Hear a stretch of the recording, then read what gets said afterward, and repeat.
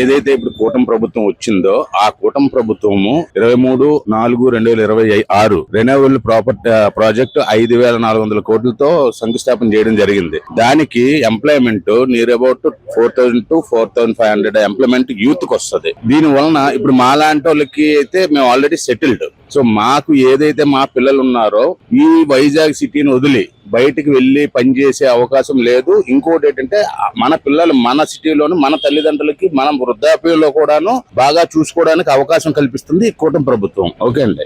ఒకటి. రెండోది education loan ఏదైతే ఇంప్రూవ్మెంట్స్ చేస్తున్నారో దానికి ఎడ్యుకేషన్ మినిస్టర్ గారు నారా లోకేష్ గారు చేస్తున్నవి ఎక్స్ట్రాడినరీగా ఉన్నాయి. సో దాంట్లో ఇంకా మనం వెనక్కి అడుగేయాల్సిన అవసరం లేదు. ఇంకోటి ఏంటంటే ఏదైతే ఇప్పుడు గవర్నమెంట్ స్కూల్స్ ఉన్నాయో ఈక్వలెంట్ టు ప్రైవేట్ స్కూల్స్ తో పోటీ పడుతూ చెప్తున్నారు.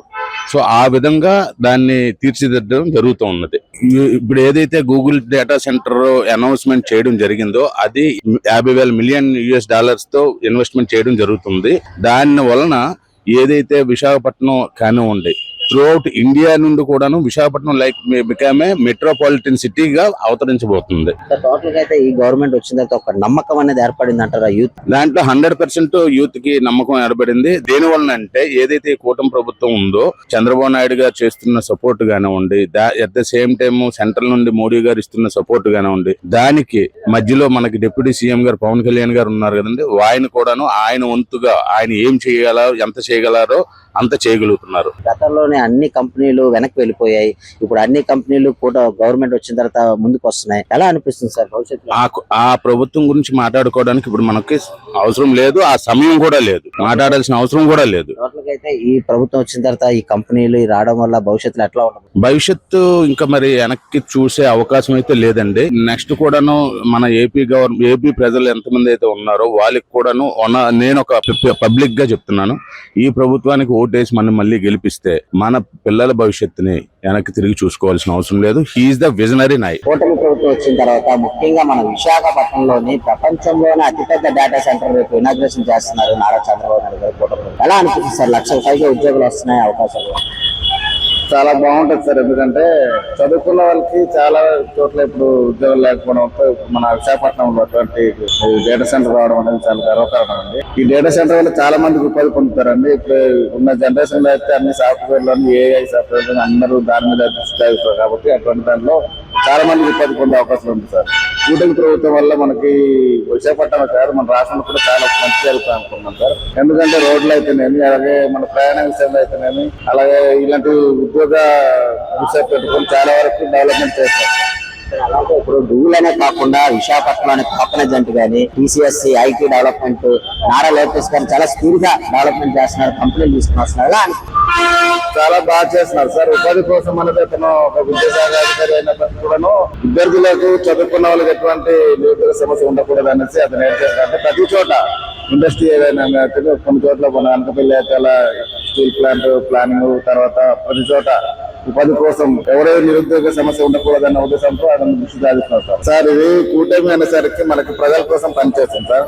ఎందుకంటే ప్రజలకి ఒక సమస్య ఏంటంటే ఆరోగ్యం, ఉద్యోగం, నిరుద్యోగ సమస్య ఉండకూడదన్న సమస్యతోనే ఈ కూటమి వ్యక్తి మన దాన్ని పనిచేయడానికి ముందుకు వస్తున్నారు సార్.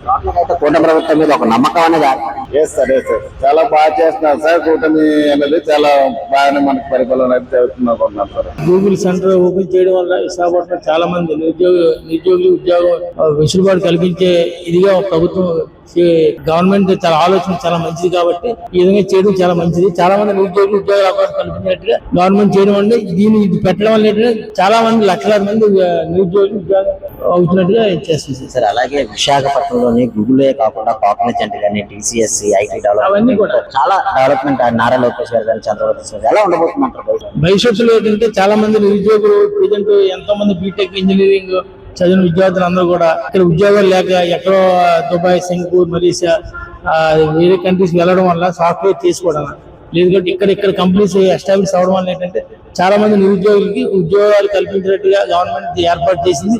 దానివల్ల చాలా మంది నిరుద్యోగులకు ఉద్యోగాలు వచ్చేటట్టు ఏర్పాటు బాగా చేసింది. కాబట్టి బయటికి వెళ్లకుండా ఇక్కడ ఈ కంపెనీ రావడం వల్ల చాలా మందికి ఉద్యోగాలు లభించాయి. సార్ ఇప్పుడు ఎంతో కష్టపడి కూటమి ప్రభుత్వం అనేక రకాల కంపెనీలు విశాఖపట్నానికి ఆంధ్రప్రదేశ్ తీసుకుని వస్తుంటే ఈ వైసీపీ నాయకులు దాన్ని అడ్డుకోవడానికి కోర్టులో కేసులు వేయడం ఇలాంటి ప్రయత్నం చేస్తున్నారు. అభివృద్ధి కార్యక్రమాన్ని ఇలా అడ్డుకోవడం ఎంతవరకు కరెక్ట్? అది కరెక్ట్ కాదు. ఒక వ్యక్తి ఈ విధంగా చంద్రబాబు నాయుడు గారు, లోకేష్ గారు, పవన్ కళ్యాణ్ గారు ఈ విధంగా గవర్నమెంట్ ఇండస్ట్రీస్ పెట్టి నిరుద్యోగులకి ఉద్యోగ అవకాశాలు కల్పించడానికి కాబట్టి వైఎస్ఆర్సీపీ ఈ విధంగా అడ్డుకోవడం అనేది కరెక్ట్ కాదు. అయితే కూటమి ప్రభుత్వం మీద ఒక నమ్మకం ఆ నమ్మకం ఏర్పడింది. ఎందుకంటే కొద్ది వైఎస్ఆర్సీపీ ఏంటంటే వీళ్ళు ఏదో అమౌంట్ తీసుకున్నారు, కానీ ఏదైనా మనకి అల్టిమేట్ గా వర్క్ జరగాలి. ఆ విధంగా అభివృద్ధి జరుగుతుంది, వర్క్ కూడా జరుగుతుంది. కాబట్టి కూటమి ప్రభుత్వం బాగా ఉంది.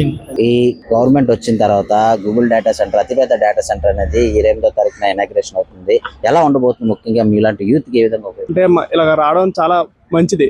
ఎందుకంటే ఇప్పుడు చాలా మంది జాబ్ లేని వాళ్ళు జాబ్ ఆపర్చునిటీస్ చాలా వస్తాయి. ఇది రావడం వల్ల మనకు చాలా బెనిఫిట్స్ కూడా ఉంటాయి. దాని వల్ల గూగుల్ కంపెనీ వల్ల ఇక్కడ విశాఖపట్నం కూడా చాలా డెవలప్మెంట్ అవుతుంది. అంటే ఎక్కడెక్కడికో వెళ్ళాల్సిన లేకుండా ఇక్కడ మన సొంత ఊర్లో మనం చేసుకోవడం వల్ల మనకి మంచి ఆపర్చునిటీస్ అన్ని కావాలని చాలా మంది ఇప్పుడు ఎంప్లాయ్మెంట్ లేకుండా చాలా కష్టపడి చిన్న చిన్న జాబులకు వెళ్ళిపోతున్నారు. ఇది రావడం వల్ల ఈ జాబులు ఎక్కువ రావడం వల్ల వాళ్ళ శాలరీ పెరుగుతుంది, వాళ్ళ ఇన్కమ్ బాగానే ఉంటుంది, వాళ్ళ ఫ్యామిలీ పొజిషన్ కూడా కొంచెం హైలో ఉంటుంది. ఇప్పుడు నారా లోకేష్ గారు ఉన్నారు, ఐటీ మినిస్టర్, ఎడ్యుకేషన్ మినిస్టర్. అతను పని వర్క్ అనేది ఎట్లా ఉన్నారు? అతను బాగానే చేస్తారు. అతను స్కూల్స్ లో గానీ ఎక్కడ గానీ చాలా బాగానే చేస్తున్నారు. అంటే ఎవరైనా ఎడ్యుకేషన్ మినిస్టర్ అనేవారు చాలా దగ్గరికి వెళ్ళి కొనుక్కొని ఫుడ్ ఎలా ఉందో చూసి మాట్లాడి అతను అన్ని చూసిన వల్ల బాగా అయితే మీలాంటి యూత్ కి ఒక నమ్మకం అనేది ఏర్పడింది. మంత్రి నారా లోకేష్ గారు పునవరేఖ పాపకి సామాన్య ప్రజలు 10 కోట్లు ఇస్తే 6 కోట్లు సొంత నిధుల నుంచి 6 కోట్లు ఇవ్వటం, దాంతో పాటు ప్రాజెక్ట్ పునవరేఖ అనే ఆలోచన రావటంపై మీరేమంటారు? మన రాష్ట్ర నారా లోకేష్ గారికి ముఖ్యంగా ధన్యవాదాలు తెలుసుకోవాలండి. ఎందుకంటే ఇది చాలా పెద్ద విషయం అండి. మన ఆంధ్ర రాష్ట్రానికే గర్వపడేది పెద్ద విషయం. ఇది ప్రతి ఒక్క తల్లి గర్వపడాలి. ఎందుకంటే ఈ రోజు పునర్విక గురించి మనము ఇంజెక్షన్ గురించి ఆ తల్లిదండ్రులు బాధపడింది మనం చూస్తూనే ఉన్నాం. ఎందుకంటే 16 కోట్ల ఇంజెక్షన్ ఈ రోజుల్లో ఇప్పుడు కష్టకాల ఉన్న పరిస్థితుల్లో ₹1 ఇవ్వడానికి 100 రూపాయలు ఇవ్వడానికి ముందు వెనక ఆలోచిస్తున్నారు. అలాంటి సమయంలో నారా లోకేష్ గారు వచ్చి మా పునర్వికకి ప్రాజెక్ట్ పునర్విక అనేది పెట్టారు. అది మనకు ఎంతో హ్యాపీగా ఉంది, సంతోషంగా ఉంది. ప్రతి ఒక్క మహిళ గర్వపడుతున్నారు.